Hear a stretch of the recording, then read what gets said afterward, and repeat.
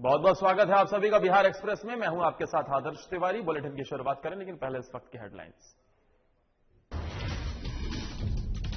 बिहार निर्वाचन आयोग ने रद्द किया चुनाव। 15 दिनों के लिए टाला चुनाव। तिथि टालने पर आरजेडी ने जताया ऐतराज। 18 साल से ऊपर वालों को बिहार में लगेगा मुफ्त में कोरोना टीका। हम प्रवक्ता बोले, हम जो बोलते हैं वो करते हैं। तेजस्वी पर भी साधा निशाना। मद्य निषेध विभाग के हाथ लगी बड़ी कामयाबी। छापेमारी कर भारी मात्रा में विदेशी शराब की बरामद। लगभग 140 लीटर विदेशी शराब बरामद। और मामूली बात को लेकर भाई ने भाई और भाभी पर किया चाकू से हमला। हमले में पति पत्नी गंभीर रूप से घायल। दोनों घायलों का अस्पताल में चल रहा इलाज। आरोपी की तलाश में जुटे पुलिस। बिहार निर्वाचन आयोग के द्वारा पंचायत चुनाव की तारीख टालने पर आरजेडी ने ऐतराज जताया है। आरजेडी विधायक राजेश रोशन ने कहा है कि बिहार निर्वाचन आयोग ने जो फैसला लिया है, इस फैसले से हम सहमत नहीं हैं। जो फैसला है उसका आधार ये बताया गया है कि कोरोना संक्रमण के चलते बिहार में फिलहाल चुनाव 15 दिनों के लिए टाला गया है। आगे सरकार समीक्षा करेगी, तो कोरोना संक्रमण के आधार पर अगर चुनाव टाला जाता है तो पिछले दफा बिहार में चुनाव भी कोरोना संक्रमण के दौर में ही संपन्न हुआ था। इसके अलावा बंगाल में भी जो चुनाव हो रहा है वो भी कोरोना संक्रमण के दौरान ही हो रहा है। बंगाल सहित 5 राज्यों का जो चुनाव हो रहा है वहां सब जगह कोरोना का संक्रमण है। इसलिए कोरोना के संक्रमण के नाम पर जन अधिकारों का हनन करना बिल्कुल ही गलत है। ये सरकार और चुनाव आयोग दोनों मिलकर के बिहार में जो संस्थाएं हैं, पंचायत को उसका हक और अधिकार की कटौती करने के लिए यह सरकार चुनाव को टालना चाहती है और उसके सारे अधिकार को पदाधिकारियों के हाथ में देना चाहती है, जो संविधान की भावना के विपरीत है।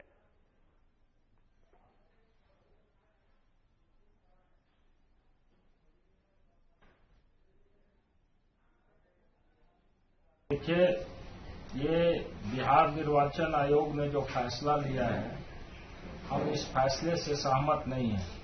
चूंकि जो फैसला है उसका आधार ये बनाया गया है कि कोरोना संक्रमण के चलते बिहार में फिलहाल चुनाव टाला गया है 15 दिनों के लिए और आगे सरकार समीक्षा करेगी। तो कोरोना संक्रमण के आधार पर यदि चुनाव टाला जाता है तो पिछले दफा बिहार में विधानसभा का चुनाव भी कोरोना संक्रमण के दौर में ही हुआ था। इसके अलावा अभी बंगाल में जो चुनाव हो रहा है वहां भी कोरोना संक्रमण के दौरान ही चुनाव हो रहा है। बंगाल सहित 5 राज्यों का चुनाव जहां हो रहा है, सब जगह कोरोना का संक्रमण है। इसलिए कोरोना के संक्रमण के नाम पर जन अधिकारों का हनन करना ये बिल्कुल ही गलत है। वहीं पटना एनएमसीएच कोरोना के बढ़ती मरीजों को इलाज के लिए अब डॉक्टर रेमडेसिविर इंजेक्शन नहीं लिखेंगे। अस्पताल के अधीक्षक डॉक्टर विनोद कुमार सिंह लिखित आदेश जारी करते हुए उन्होंने बताया कि रिसर्च में साबित हुआ कि कोरोना मरीजों के उपचार में रेमडेसिविर नामक दवा की कोई उपयोगिता नहीं है। एनएमसीएच के निदेशक ने एक पत्र जारी किया है जिसमें लिखा गया है कि WHO ने भी इस इंजेक्शन के इस्तेमाल को नकार दिया है। ऐसे में सभी डॉक्टरों को निर्देश दिया जाता है कि कोरोना मरीजों के लिए अब से कोई डॉक्टर रेमडेसिविर इंजेक्शन नहीं लिखेगा, क्योंकि WHO ने इसकी उपयोगिता से नकार दिया है। वहीं इसकी पुष्टि जांच में भी हो चुकी है कि ये इंजेक्शन कोरोना के इलाज में कारगर नहीं है। दरअसल रेमडेसिविर इंजेक्शन को लेकर लगातार राज्य में भारी मारामारी हुई है। कोरोना मरीजों के लिए डॉक्टर अधिक मात्रा में लिख रहे हैं। वहीं देश भर में इस रेमडेसिविर इंजेक्शन की जमकर कालाबाजारी हो रही है।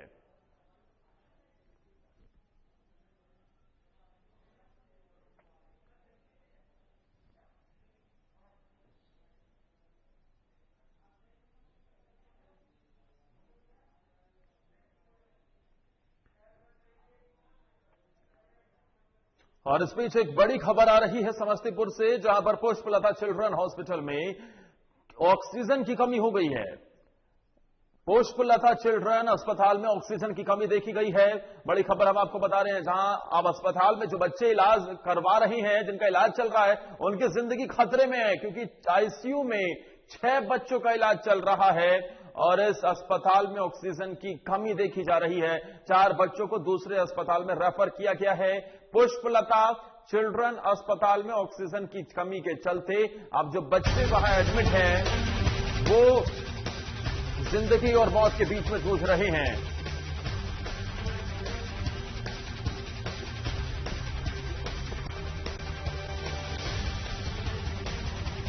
छह बच्चों का इलाज चल रहा है। वहीं बात की जाए तो 6 में से 4 बच्चों को दूसरे अस्पताल में रेफर किया गया है क्योंकि ऑक्सीजन की कमी पुष्पलता चिल्ड्रन अस्पताल में देखी जा रही है।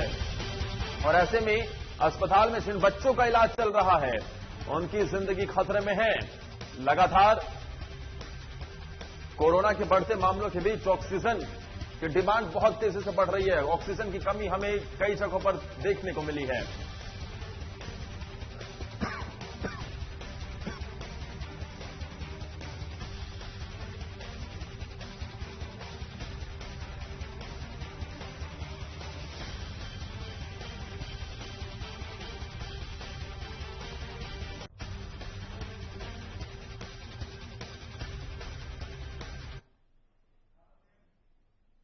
वहीं 18 साल से ऊपर के सभी लोगों को कोरोना का मुफ्त टीका देने के बिहार सरकार के फैसले पर हम प्रवक्ता डॉक्टर दानिश रिजवान ने अपनी प्रतिक्रिया दी है।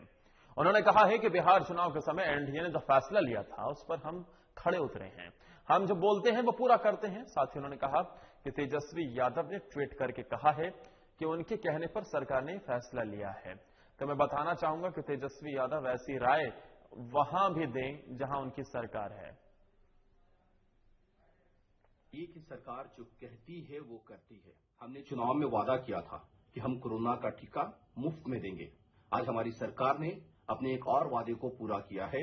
हमारी सरकार ने ये तय कर लिया है कि 18 वर्ष या उससे अधिक के लोगों को राज्य सरकार कोरोना का टीका लगवाएगी। मतलब साफ है कि हमारी नीयत हमेशा जनता के प्रति वफादारी के साथ काम करने के लिए है। हमारे नेता माननीय मुख्यमंत्री नीतीश कुमार जी और जीतन राम मांझी जी का ये संकल्प है कि हम जो कहें वो जनता के बीच में उतारें। और आज नेता प्रतिपक्ष ने ट्वीट करके ये बताया है कि भाई हमने डिमांड किया था। तो मैं नेता प्रतिपक्ष तेजस्वी यादव जी को कहना चाहता हूं कि अगर उन्होंने डिमांड किया था तो जिन राज्यों में उनके अलायंस पार्टीज की सरकार है वहां के नेताओं को भी वो समझाएं। बिहार सहित पूरे देश में कोरोना कहर बरपा रहा है। वहीं इस दौरान कांग्रेस ने सरकार पर हमला बोला है। कांग्रेस एमएलसी प्रेमचंद्र मिश्रा ने कहा है कि बिहार में व्यवस्था फेल, तत्काल मेडिकल आपातकाल की घोषणा कर सरकार को आगे बढ़ना चाहिए और लोगों की जान को बचाने के लिए सभी एकजुट होकर सबको प्रयास करना चाहिए। नहीं, हमें भयावह है। 1000 से अधिक लोग संक्रमित एक दिन में बिहार में पाए गए। 95 लोगों की मौत हुई। यह स्थिति भयावह है और ऐसा लगता है कि व्यवस्था फेल हो चुकी है। लोगों को अस्पतालों में बेड नहीं मिल रहा है, उन्हें ऑक्सीजन नहीं मिल पा रहा है, वेंटिलेटर का अभाव है, आईसीयू बेड का अभाव है। बड़ी संख्या में डॉक्टर्स संक्रमित होने लगे हैं, मेडिकल स्टाफ नर्सेज संक्रमित होने लगे हैं। तो यह संतोषजनक स्थिति नहीं है। हमें कोरोना से लड़ना है और सभी वर्ग, सभी पक्ष, क्या सत्ता क्या विपक्ष, सब एकजुट होकर इस लड़ाई में अपना योगदान देना चाहता है। बिहार में लगातार कोरोना मरीजों की संख्या में बढ़ोतरी हो रही है, जिससे सूबे के अस्पतालों में स्वास्थ्य सेवाओं का बुरा हाल है। ऐसे में आरजेडी ने सरकार पर हमला बोला है। आरजेडी प्रवक्ता मृत्युंजय तिवारी ने कहा है कि बिहार में स्वास्थ्य सुविधा का बुरा हाल है। बिहार लाशों के ढेर पर खड़ा है और सरकार हाथ पर हाथ रखकर बैठी है। 10,000 से ज्यादा केस 24 घंटे में बिहार में मिले हैं। 95 लोगों की जान चली गई है। जो स्थिति परिस्थिति है भयावह है और इस तरह से जो खतरा बिहार के ऊपर मंडरा रहा है, लाशों के ढेर पर बिहार खड़ा है, असंख्य चिताएं जल रही हैं। सरकार हाथ पर हाथ रखकर बैठी है। अब तो मेडिकल इमरजेंसी के हालात हैं। इस सरकार ने नाइट कर्फ्यू यहां लगाई है। नाइट कर्फ्यू का कोई फायदा बिहार जैसे राज्य के लिए नहीं है, इसलिए कि यहां कोई बिहार के लोगों का नाइट लाइफ नहीं है। रात में तो वैसे भी लोग घर से नहीं निकलते हैं। वहीं समस्तीपुर में कोरोना की दूसरी लहर ने कहर बरपा रखा है। बीते 15 दिनों में जिले में कोरोना संक्रमण के 1300 से अधिक नए मामले सामने आए हैं, जिसके कारण प्रशासन द्वारा बचाव को लेकर प्रत्येक स्तर पर कार्रवाई शुरू कर दी गई है। जिले में बढ़ते मामले को देखते हुए जिला प्रशासन ने कमर कस ली है। हालांकि अभी भी स्थिति ये है कि आम लोग सजग और सतर्क नहीं दिख रहे हैं। बाजारों में बगैर मास्क के ही लोग घूमते दिख रहे हैं। कहीं भी फिजिकल डिस्टेंसिंग का पालन होता नहीं दिख रहा है। इसे लेकर जिला प्रशासन सख्ती बरतने की तैयारी कर रहा है। अगर हम जिला रजिस्ट्री कार्यालय की बात करें तो यहां भी कोरोना गाइडलाइन का पालन नहीं हो रहा है।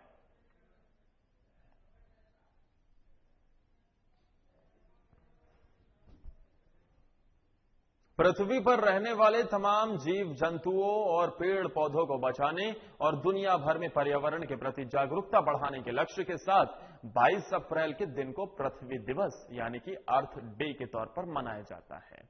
इसी को लेकर पर्यावरण विभाग के प्रधान सचिव दीपक कुमार सिंह ने बिहार वासियों को एक संदेश दिया है। उन्होंने बिहार वासियों को शुभकामनाएं दी। उन्होंने कहा कि हम इस अवसर पर पृथ्वी की सुरक्षा किया, प्राकृतिक संसाधनों की सुरक्षा का और पर्यावरण की सुरक्षा का संकल्प लेते हैं। लेकिन वास्तविक तौर पर अगर देखा जाए तो ये प्रकृति की रक्षा का संकल्प नहीं, बल्कि हम खुद मानव जीवन और मानवता की रक्षा का संकल्प हमें लेना चाहिए। क्योंकि प्रकृति के लिए हम जरूरी नहीं है, लेकिन हमारे जीवन के लिए प्रकृति जरूरी है। देखा जाए तो ये हम पर्यावरण की रक्षा का संकल्प नहीं, बल्कि हमें खुद मानव जीवन की और मानवता की रक्षा का संकल्प लेना चाहिए। क्योंकि प्रकृति के लिए हम आवश्यक नहीं हैं, लेकिन हमारे एग्जिस्टेंस के लिए, अस्तित्व के लिए और हमारे जीवन के लिए प्रकृति आवश्यक है। दूसरा, हमें हमेशा ये ध्यान रखना चाहिए कि प्रकृति का हम पुनर्निर्माण, पुनर्सृजन नहीं कर सकते हैं। जो भी चीज प्राकृतिक है उसे फिर से रिक्रिएट नहीं किया जा सकता। इसलिए ये आवश्यक है कि न केवल हमारे नीतियों में, बल्कि हमारे सभी कार्यों में हमारी जीवन शैली ऐसी हो ताकि प्राकृतिक कोई भी संसाधन बर्बाद न हो। और यहां रुक रहे हैं एक छोटे से ब्रेक के लिए। कुछ और खबरों के साथ फौरन हाजिर होते हैं, आप कहीं मत जाइए।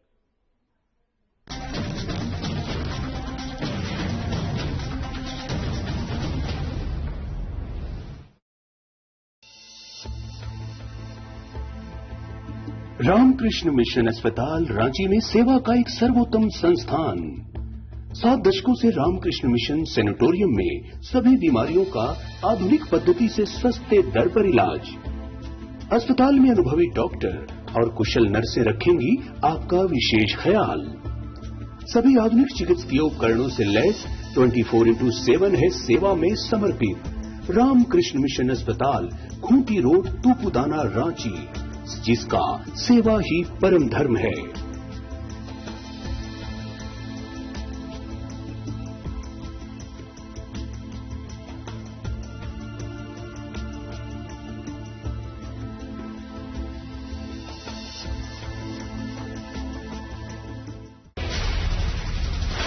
बिहार झारखंड के साथ देश दुनिया की हर बड़ी खबर देखिए फटाफट अंदाज में शाम 7:30 बजे। खबरें सुपरफास्ट सिर्फ साधना प्लस पर।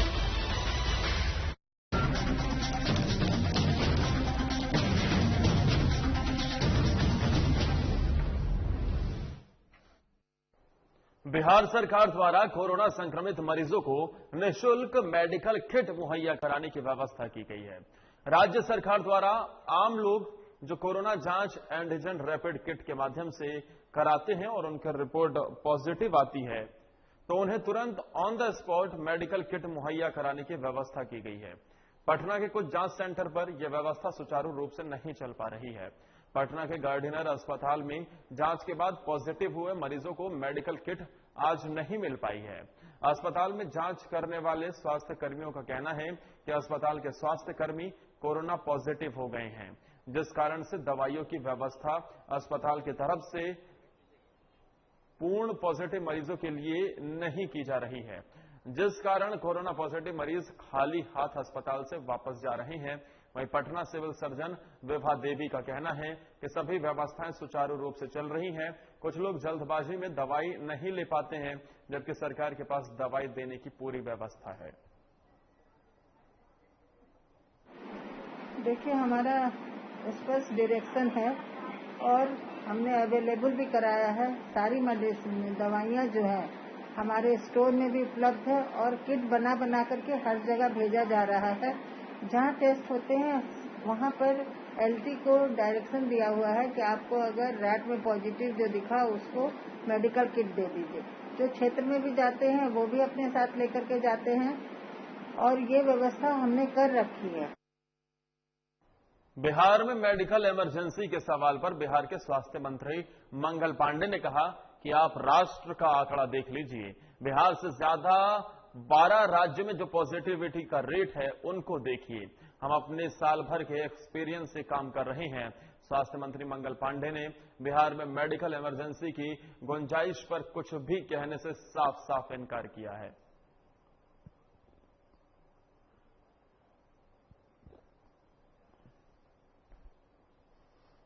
मैं आपसे निवेदन करूंगा कि एक बार जरा राष्ट्रीय डाटा को भी आप देख लीजिए और विभिन्न राज्यों को देख लीजिए। जो 12-13 राज्य की स्थिति या पॉजिटिविटी रेट हम बिहार से ज्यादा है, तो उन राज्यों में किस तरह के प्रोटोकॉल लागू किए गए हैं। तो सारे चीजों को ध्यान में रख के जो देश दुनिया में इस बढ़ते हुए बीमारी को ध्यान में रख के कार्रवाई की जा रही है, उन सभी अनुभवों के आलोक में ही हम भी काम कर रहे हैं। क्या मेडिकल इमरजेंसी की कोई गुंजाइश है बिहार में? मैं कह रहा हूं कि बिहार से भी ज्यादा लगभग 1 दर्जन राज्यों में पॉजिटिविटी रेट है। उन राज्यों में जिस प्रकार से केसेस को टैकल करने के प्रयास हो रहे हैं, हम उन अनुभवों के आधार पर भी निर्णय कर रहे हैं और अपना जो अनुभव 1 साल का है, उन अनुभवों के आधार पर भी लोगों को स्वास्थ्य सुविधाएं दे रहे हैं। बिहार नहीं बल्कि देश में भी लगातार कोरोना का आंकड़ा बढ़ता जा रहा है और सैकड़ों हजारों लोग इस संक्रमण में आ रहे हैं। वहीं दवा और ऑक्सीजन सिलेंडर के अभाव में उनकी जान भी जा रही है। हजारों करोड़ रुपए और 1 साल की सरकारी तैयारी की सारी पोल खुलकर सामने आ चुकी है। ऐसे में एक बार फिर कोरोना मरीजों के बीच फरिश्ता बनकर सामने आए हैं पप्पू यादव। पप्पू यादव लगातार कोरोना मरीजों के लिए काम कर रहे हैं। उन्होंने अपने आवास पर सैकड़ों कोरोना मरीजों को ऑक्सीजन सिलेंडर बांटे हैं। इस दौरान उन्होंने बातचीत के दौरान कहा कि सरकार निकम्मी हो चुकी है और जितने भी नेता हैं सब घर में बंद हो चुके हैं। देश के प्रधानमंत्री एक तरफ लोगों को सोशल डिस्टेंसिंग का पाठ पढ़ा रहे हैं, तो वहीं पश्चिम बंगाल में जाकर रैलियां कर रहे हैं। ऐसे में देश का भविष्य अंधकार में है और देश में रहने वाले लोगों का भविष्य भी अंधकार में है। बिहार में कोरोना महामारी विकराल रूप धारण कर चुका है। चारों तरफ त्राहिमाम मचा हुआ है। नोएडा से, गाजियाबाद से कई बड़ी बड़ी संस्थाएं और चैनल ने फोन किया हमारे यहां। जी न्यूज से लेकर के G24 के हालात अच्छे नहीं हैं। दिल्ली से और कोई सुनने वाला नहीं। सुई रहते हुए अस्पताल में सुई नहीं पड़ता है पेशेंट को।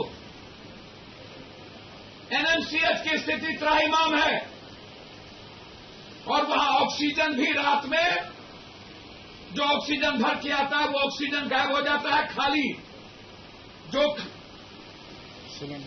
सिलेंडर है उसको लगा दिए जाते हैं ऑक्सीजन लगाकर।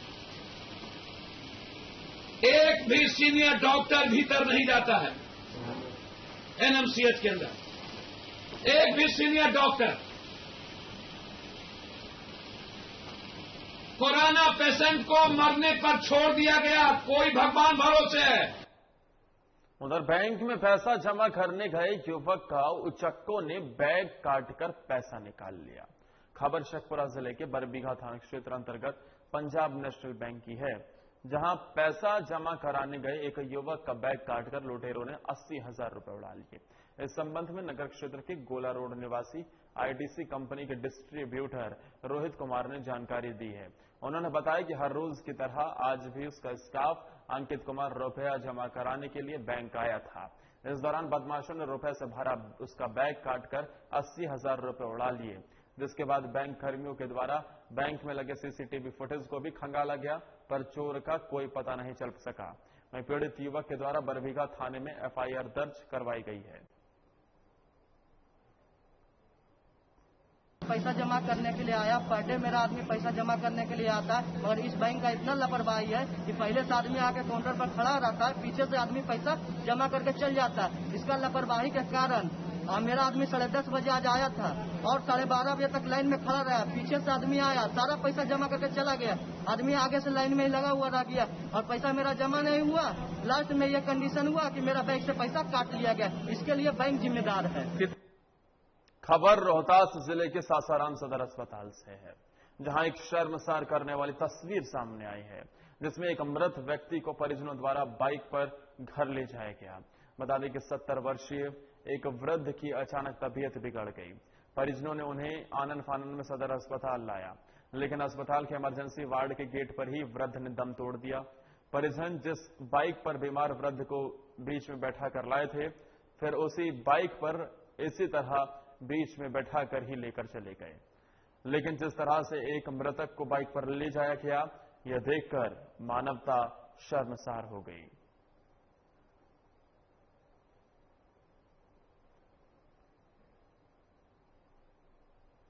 मधुबनी के बिस्फी प्रखंड क्षेत्र के सिंघिया पूर्वी पंचायत के ससरमा गांव के वार्ड संख्या 10 में एक किसान के घर में आग लगने से लाखों का नुकसान हुआ। हवा की तेज रफ्तार के कारण कुछ मिनटों में ही घर जलकर खाक हो गया। बता दें कि सिंघिया पूरी पंचायत के ससरमा गांव के निवासी महेंद्र यादव के घर में आग लग गई, जिससे घर में बंधे 2 मवेशी आग से झुलस गए। घर में रखा अनाज, मवेशी का चारा सभी कुछ जलकर खाक हो गया। मौके पर मौजूद ग्राम पंचायत राज सिंधिया पूर्वी के मुखिया दिलीप साफी ने बताया कि आग की तेज रफ्तार इतनी थी कि अगर आग बुझाने में तत्परता नहीं की जाती तो कई घर आग की चपेट में आ जाते।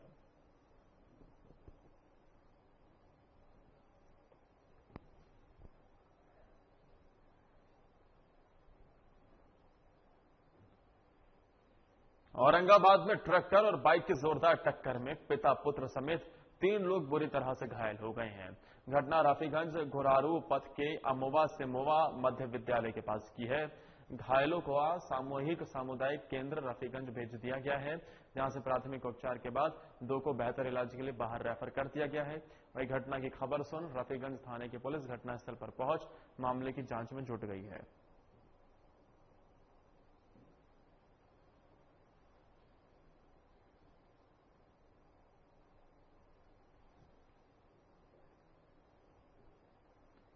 सरकारी भवन को निजी गोदाम के रूप में इस्तेमाल किए जाने की खबर है। खबर पूर्णिया जिले के बनमनखी अनुमंडल क्षेत्र के मोहनिया चकला पंचायत के पंचायत भवन में बने राजीव गांधी सेवा केंद्र भवन की है, जहां गांव के ही रणधीर यादव ने भवन में अनाज की बोरी रख गोदाम के रूप में उसका इस्तेमाल कर रहा है। वहीं मोहनिया चकला के पैक्स अध्यक्ष रजनीश रंजन ने आरोप लगाया कि जब हम आए तो सरकारी भवन में अनाज का बोरा रखा था, जिसकी जानकारी मुखिया को दी और फोन पर प्रखंड विकास पदाधिकारी कुणाल किशोर को भी कही गई। वहीं मुखिया पति सूर्य नारायण यादव ने कहा है कि मेरी जानकारी में नहीं है। बाद में पता चला कि रणधीर यादव ताला तोड़कर अनाज का बोरा रखा है, इसकी जानकारी बीडीओ को दे दी गई है। इस बाबत रणधीर यादव ने बताया कि अनाज को पानी से बचाने के लिए इस भवन में रखा गया है। हमने अतिक्रमण नहीं किया है और न ही इसे अपना गोदाम बनाया है। वहीं बीडीओ कुणाल किशोर ने मामले में कहा है कि जांच कर उचित कार्रवाई की जाएगी।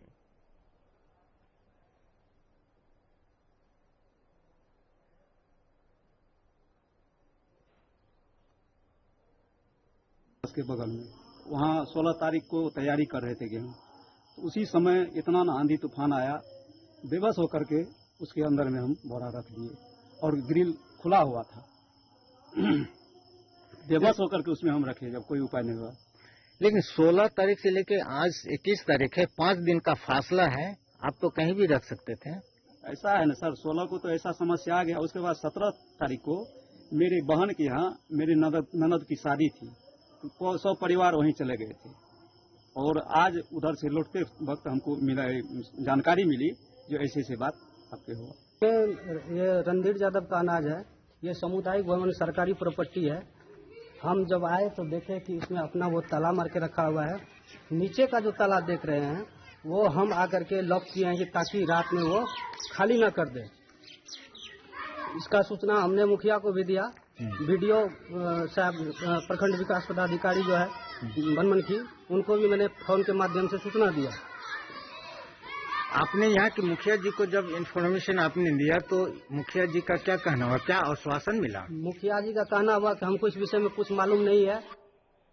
मधेपुरा जिले के मुख्य सड़क किनारे मद्य निषेध विभाग ने छापेमारी कर भारी मात्रा में विदेशी शराब बरामद की है।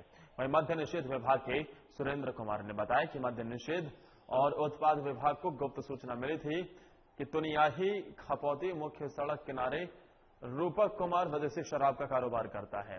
वहीं छापेमारी के दौरान रूपक के घर से लगभग 140 लीटर विदेशी शराब बरामद की गई है।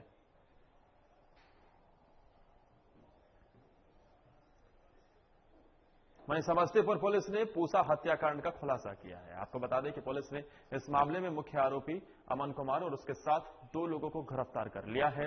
वहीं मौके पर सदर डीएसपी प्रतीश कुमार ने बताया कि इस कांड के लिए उनके नेतृत्व में एक टीम का गठन किया था, जिसके बाद उन्हें ये सफलता मिली है।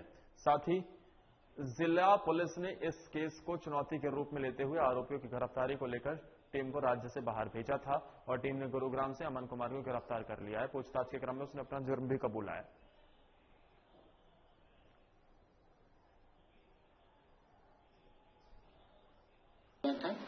इसमें अमन कुमार उर्फ करगिल जो मुख्य हत्यारा था, उसकी गिरफ्तारी गुरुग्राम हरियाणा से हुई है। छापेमारी के लिए टीम गई थी, इसके द्वारा गिरफ्तारी की गई।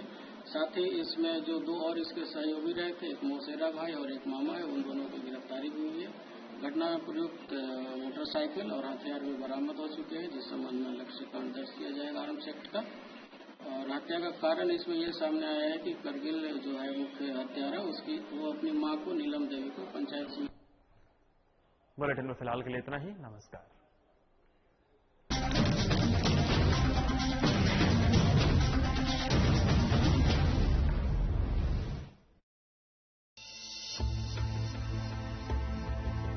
रामकृष्ण मिशन अस्पताल रांची में सेवा का एक सर्वोत्तम संस्थान। 7 दशकों से रामकृष्ण मिशन सैनिटोरियम में सभी बीमारियों का आधुनिक पद्धति से सस्ते दर पर इलाज। अस्पताल में अनुभवी डॉक्टर और कुशल नर्सें रखेंगी आपका विशेष ख्याल। सभी आधुनिक चिकित्सकीय उपकरणों से लैस 24/7 है सेवा में समर्पित।